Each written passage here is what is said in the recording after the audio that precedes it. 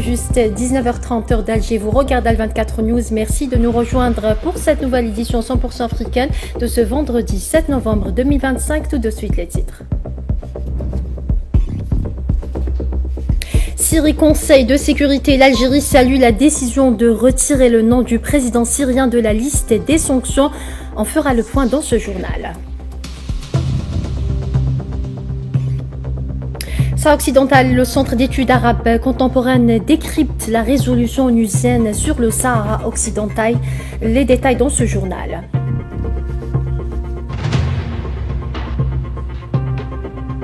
Au Maroc, les associations dénoncent la poursuite de violations du droit de manifester. Les détails dans ce journal. Et au Soudan, des membres du Croissant Rouge enlevés, assassinés par les FSR au Kordofan.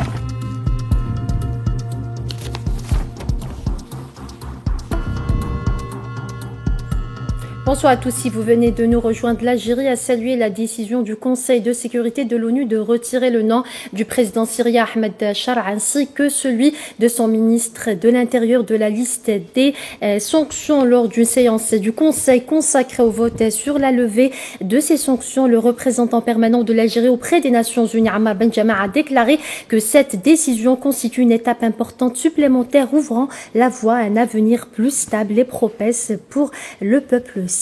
En l'écoute. L'adoption de cette résolution reflète le soutien collectif du Conseil de sécurité à la stabilité, à la sécurité de la Syrie, ainsi que la détermination de ses membres à aider le peuple syrien qui vit cette phase de transition essentielle et s'efforce de réaliser ses aspirations légitimes à la prospérité et au bien-être.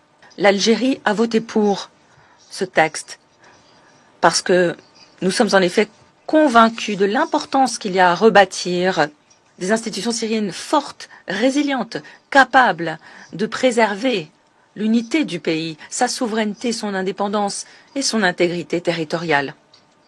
Nous restons convaincus qu'un processus politique dirigé, contrôlé par les Syriens, conformément aux principes clés contenus dans la résolution 2254, reste le seul moyen de faire advenir une nouvelle Syrie inclusive.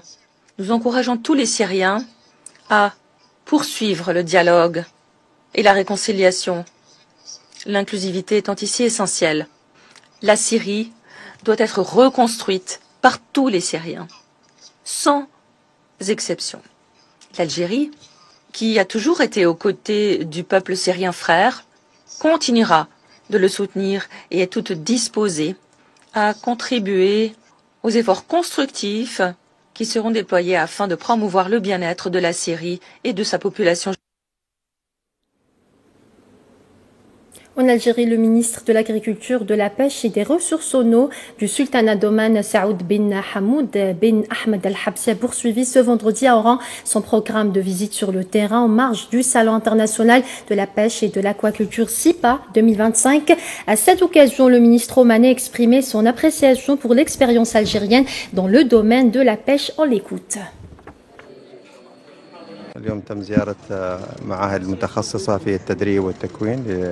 Nous avons visité des instituts spécialisés dans la formation des jeunes Algériens dans le domaine de la pêche maritime. Nous avons également visité un navire pour découvrir l'expérience de l'Algérie en matière de ressources halieutiques et les moyens disponibles. Il est clair que cette expérience mérite d'être saluée et nous espérons renforcer la coopération entre notre pays et l'Algérie dans le domaine des ressources maritimes. Nous avons découvert de nombreuses expériences variées dans l'élevage aquaculture et le secteur de la pêche en Algérie. Nous espérons que tout cela enrichira la coopération entre le Sultanat d'Oman et l'Algérie.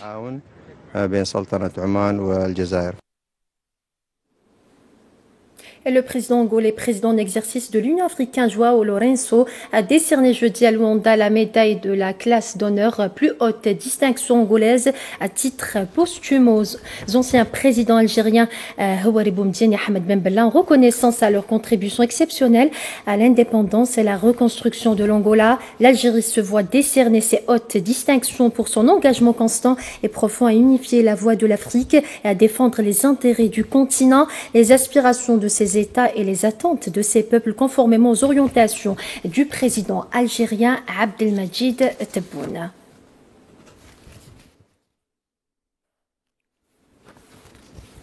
Sahara occidentale à présent, le vote du Conseil de sécurité sur la dernière résolution adoptée continue de faire couler beaucoup d'encre, notamment par rapport à la réaction excessive du Maroc. Il ne s'agit ni d'un tournant, ni d'une analyse, ni d'un vote historique selon l'analyse et le décryptage d'Isaias Barenada Barro, professeur en relations internationales d'université Complutense de Madrid.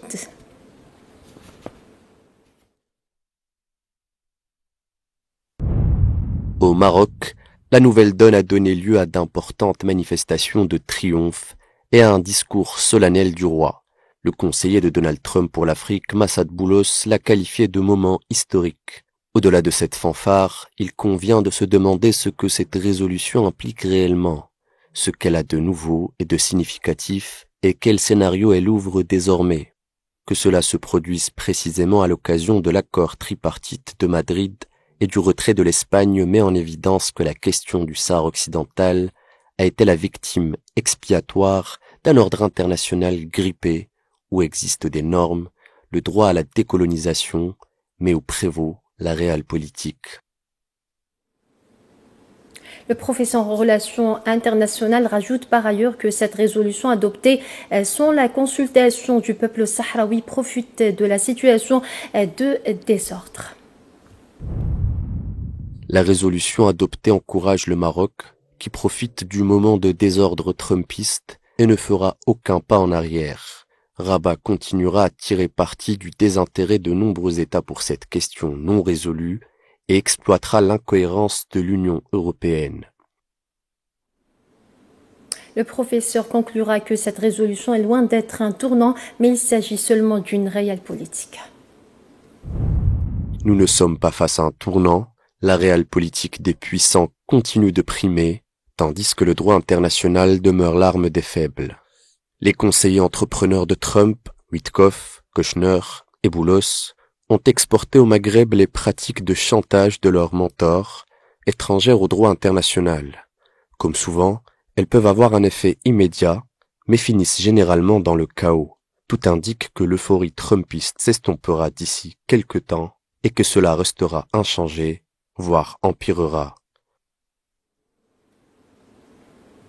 Et le vice-ministre russe des Affaires étrangères Sergueï Verchinin a réaffirmé le soutien de son pays au rôle central de l'ONU dans la recherche d'une solution mutuellement acceptable à la question du Sahara occidental, selon le ministère russe des Affaires étrangères lors d'un entretien téléphonique avec l'envoyé spécial du secrétaire général de l'ONU pour le Sahara occidental, Staffan de Mistura. Les deux parties ont abordé les perspectives de règlement du conflit. La conversation a principalement porté sur les efforts internationaux visant à faire progresser le règlement du conflit au Sahara occidental à la lumière de l'adoption par le Conseil de sécurité de la résolution 2797 le 31 octobre, précise un communiqué du ministère russe.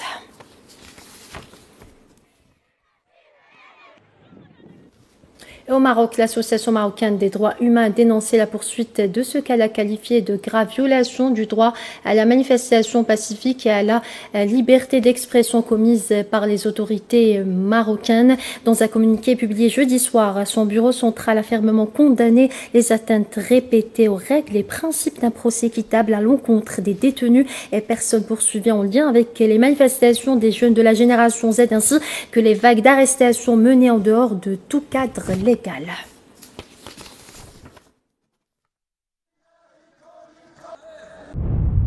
Le bureau central de l'association dénonce la poursuite de graves violations du droit à la manifestation pacifique et à la liberté d'expression commises par les autorités dans le contexte des protestations menées par les jeunes de la génération Z. L'association condamne fermement les atteintes répétées aux règles et principes du procès équitable à l'encontre des détenus et personnes poursuivies, ainsi que les campagnes d'arrestation ayant visé de nombreux citoyens à leur domicile et en dehors des horaires légaux.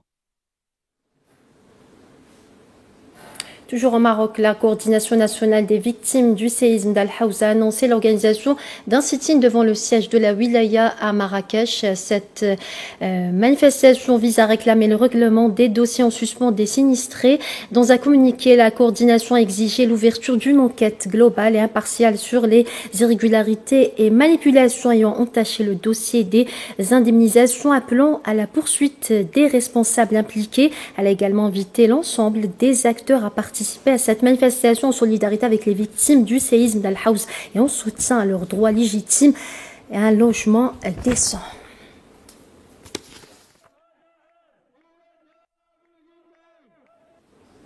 Au Brésil, et lors de la plénière des dirigeants de la COP30 à Belém, le président de l'Union africaine, Mahmoud Ali Youssouf, a appelé à la solidarité mondiale et à la justice climatique, présentant l'Afrique comme un continent prêt à jouer un rôle de premier plan dans le domaine des énergies renouvelables et de l'innovation. L'écoute. Il est question d'action, de plans, d'objectifs et d'impératifs. Du Sahel africain à l'Amazonie, des îles du Pacifique à l'Arctique, nos communautés vivent la dure réalité des dérèglements climatiques. Rien qu'en 2024, plus de 340 millions de personnes dans le monde ont été touchées par des catastrophes liées au climat. La température mondiale a atteint 1,48 degrés au-dessus des niveaux pré-industriels, le niveau le plus élevé jamais enregistré. Sécheresse, inondations et incendies ont cessé d'être exceptionnels. Ils sont devenus le langage d'une planète en détresse. Je crois que personne n'est venu ici pour parler du déclin, mais pour reconquérir notre avenir commun. Et le président de l'Union africaine souligne que les Africains sont également des acteurs clés de la transformation, soulignant que l'Afrique participe à cette COP avec détermination et conviction. L'Afrique aborde cette COP avec détermination et conviction. Nous ne sommes pas seulement des victimes du changement climatique. Nous devons être des acteurs de la transformation. Partout sur notre continent, des champs solaires illuminent désormais des millions de foyers. En outre, de jeunes innovateurs africains développent des entreprises de technologie propres et nos nations africaines tracent leur voie vers une croissance inclusive et à faible émission de carbone. Faut-il le rappeler, l'Afrique détient 40% du potentiel mondial en énergie renouvelable, mais ne reçoit que moins de 12% de flux mondiaux de financement climatique. Ce que nous recherchons, ce n'est pas la charité, mais l'équité. Une équité dans l'accès au financement et à la technologie ainsi qu'aux opportunités. Et toujours dans le même contexte, lors de son discours au sommet des dirigeants de la COP30 en amont de la conférence historique sur le climat, le président du Mozambique, Daniel Chapo, a appelé de son côté à des décisions réalisables, justes et durables concernant le financement climatique pour les nations les plus vulnérables.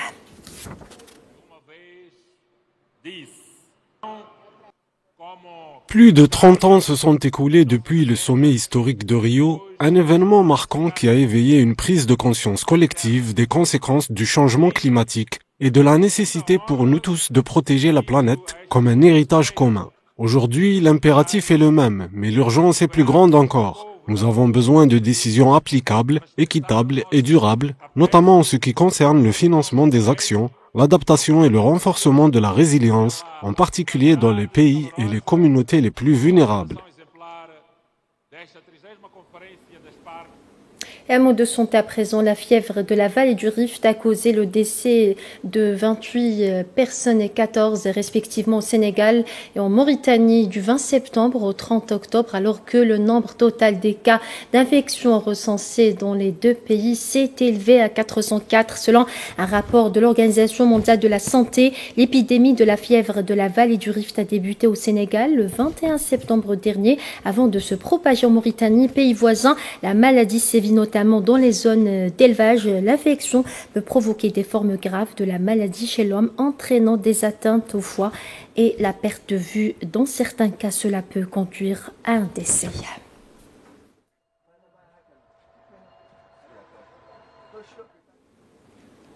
Et au Soudan, le réseau des médecins soudanais a annoncé que des dizaines de corps sont entassés à l'intérieur des habitations dans l'état du Nord Kordofan, précisant que les forces de soutien rapide empêchent les proches des victimes de s'en approcher. Le réseau a exprimé sa profonde inquiétude face aux crimes atroces commis par les forces de soutien rapide contre des civils sans défense dans la ville de Bara, décrivant une scène qui résume les pires formes de violations humanitaires et de meurtres systématiques.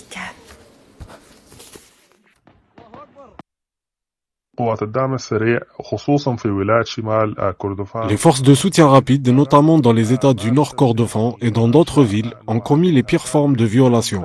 Elles ont même interdit l'enterrement des morts. Un grand nombre de dépouilles se trouvent encore à l'intérieur des maisons. Les FSR n'ont pas permis aux familles de récupérer les corps de leurs proches pour les enterrer. Les forces de soutien rapide ont franchi toutes les lignes rouges, en bafouant les droits de l'homme et toutes les conventions humanitaires. Et au Soudan, la situation ne cesse de se détériorer. Le Bureau de la coordination des affaires humanitaires des Nations Unies a mis en garde contre une situation humanitaire critique pour des milliers de familles déplacées d'Al-Fasher dans l'état du Darfour Nord au Soudan suite aux récentes violences. Les organisations humanitaires travaillent avec des partenaires locaux pour soutenir la mise en place de nouveaux camps afin d'accueillir les nouveaux arrivants d'Al-Fasher qui s'ajoutent aux plus de 650 000 personnes déplacées ayant déjà trouvé un refuge à Tawila.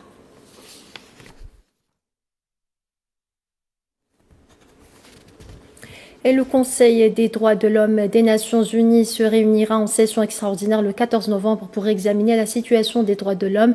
Al-Fasher, où l'ONU a fait état de massacres, viols, pillages et déplacements massifs de populations, conséquence des atrocités commises par les forces de soutien rapide. Cette session permettra d'étudier la situation des droits de l'homme à Al-Fasher et dans ses environs dans le contexte du conflit en cours, toujours selon le Conseil des droits de l'homme de l'ONU.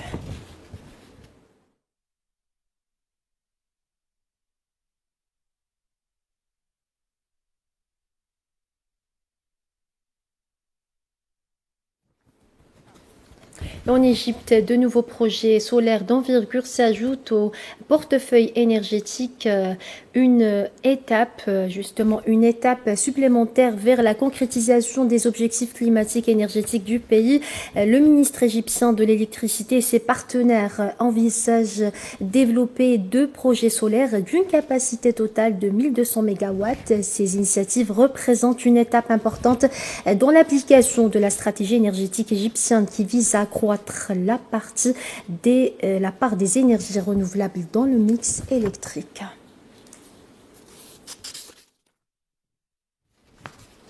Et la République démocratique du Congo et le développeur américain Sun Africa ont signé un protocole d'accord pour la mise en œuvre d'un programme énergétique dans le pays. Le programme vise à installer des infrastructures de production d'une capacité totale de 4000 MW en combinant énergie solaire, hydroélectricité et stockage d'énergie. Le projet prévoit également le renforcement des lignes de transport haute et moyenne tension afin de moderniser le réseau électrique national et de soutenir la transformation industrielle du pays.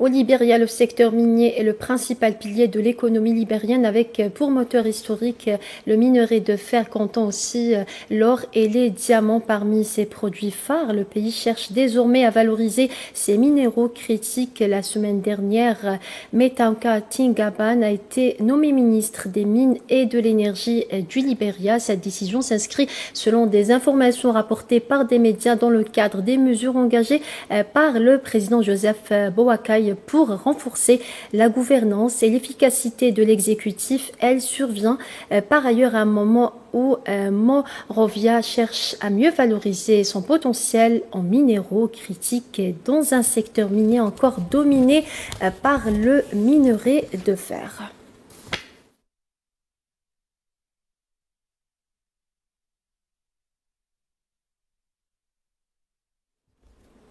En Algérie, au Salon international du livre d'Alger, les maisons d'édition dévoilent leurs nouveautés pour 2025. De la mémoire nationale aux voix émergentes, les éditions algériennes misent sur la diversité pour séduire un public toujours plus large. Maria Schuer était sur place, regardez. À Alger, le Salon international du livre bat son plein. Pour cette année 2025, les maisons d'édition rivalisent d'imagination pour séduire un lectorat en quête de voix nouvelles. Il y a des romans, il y a en français, en arabe, il y a de l'histoire, il y a du roman, il y a aussi même de la physique quantique. Nous avons un bouquin de physique quantique. Nous touchons un peu à tout ce qui peut être lu et apprécié par le public algérien. Certains misent sur la mémoire et les figures de révolution, d'autres explorent la littérature contemporaine et les questionnements identitaires. Kasbah édition est présente à cette édition avec beaucoup de nouveautés, surtout ce qui concerne la guerre de libération nationale. On a des témoignages d'actrices de cette guerre de libération, à l'instar de Jamila Boubacha. C'est un ouvrage très très intéressant. On a des romans historiques également qui se rapportent à l'histoire de l'Algérie. C'est un spécialiste de la période coloniale, c'est Hosni Kitouni, Ce que la mort m'a pris de toi. Romans, poésie, essais, mais aussi des livres jeunesse. Les éditeurs s'orientent vers la diversité pour élargir leur public. L'édition 2025 du SILA, l'ANEP est arrivée avec deux nouveautés. La première, c'est un recueil de poésie de Halima Abdat, Ma main et poignée de valise. Un titre qui dit tout, qui ne dit rien, c'est pour ça que le livre est à lire. Le deuxième ouvrage, c'est un ouvrage qui est pas diamétralement opposé, mais qui est vraiment dans un autre registre. C'est l'ouvrage du professeur Abdelrahman Khalifa.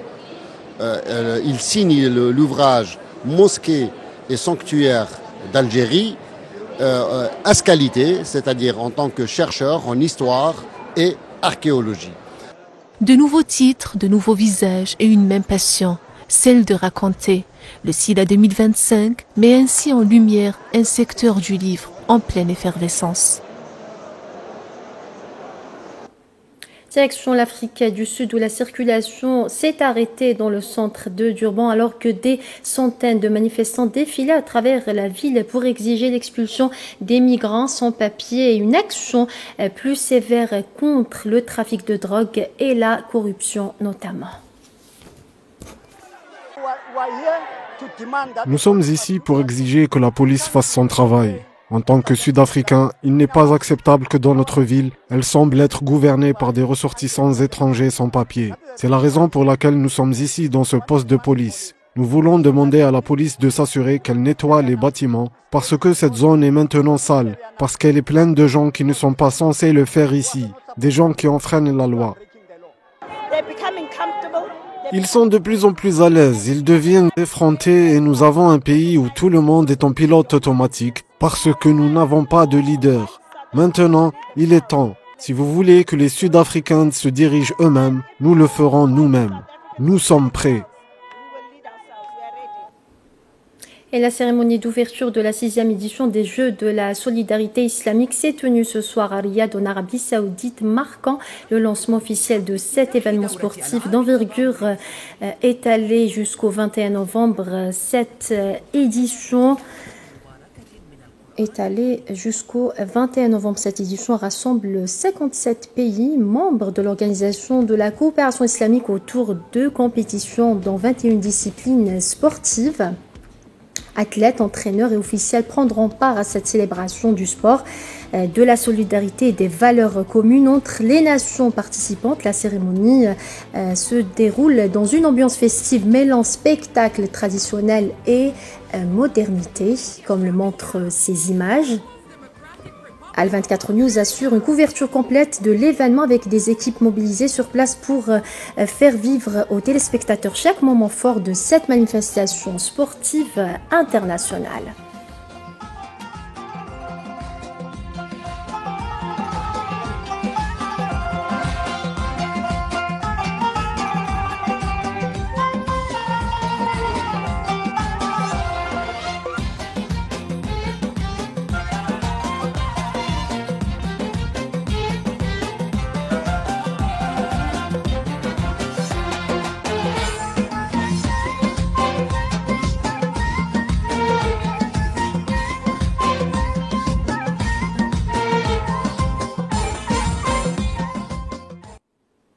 Et voilà, c'est avec ces belles images que s'achève cette édition africaine. Merci à vous de votre fidélité. Excellente suite des programmes sur Al24 News.